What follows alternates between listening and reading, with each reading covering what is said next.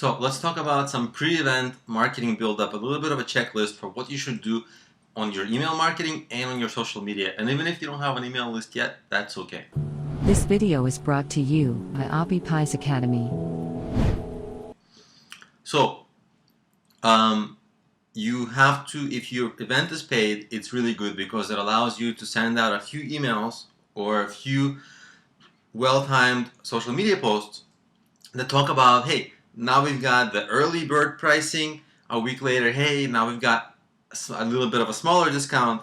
Then a week later, oh, we got the regular price, but make sure not to get it later because later we're going to have, less tickets available, so the price will be actually increased.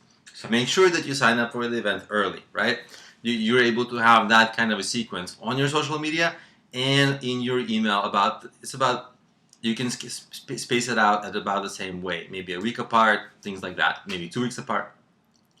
So what happens if you don't have a list, an email list, right? We all start at zero and it's difficult, but there are some things you can do right at your event. If you, if you run your events through meetup.com, they don't give you the people's emails, but you can send out the emails of people who join your group. But whenever people do come to your physical events, here's the thing.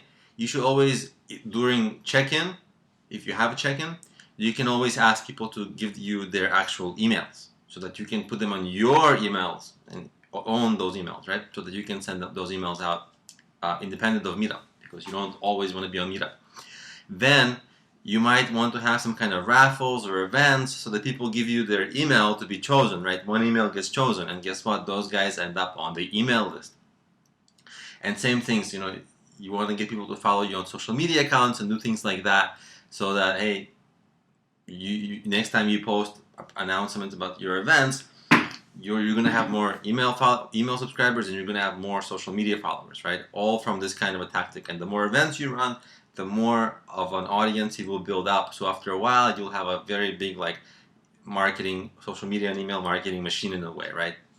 So to announce your new events to new people. All right. So, and of course, what's really important in the email is having a catchy title and headline because that gets you to really get people to gets people to open the email. It gets people to click on the link on social media, right? Like if I had hey, I'm doing a boring hike, come with me. But when I had my shipwreck hike, right, that was way more exciting and people clicked on it more and got more attention. So it was just, and the only difference is the headline. So make the work a lot on the headline. It makes it really, really, you will be amazed what kind of a difference the headline itself makes in your overall event marketing. It's amazing. Then I already talked about the discounts, and then you want to also add social proof. Social proof is if you have some interesting people, big names in some niche, in some industry that are going to speak, be a guest, drop those names because names, they are same thing as making a catchy headlines, right? They're like a magnet. Big name speakers, big name guests, they're like a magnet for attendees. So if you say, hey, this famous person or this well-known person or this expert's going to be at the event, maybe that will get people to click. And even better, if you say, hey, that top lucky, the first 5 people who sign up right after this, or the first people who sign up within a day of this email, we'll get a chance, we'll get a 5-minute meeting with person XYZ or something like that, just to get people to hurry up and sign up, right? Do things like that before the events to kind of build up the buzz about the event. You also want to create a hashtag for the event to use on social media, but I'll talk about that a little bit later.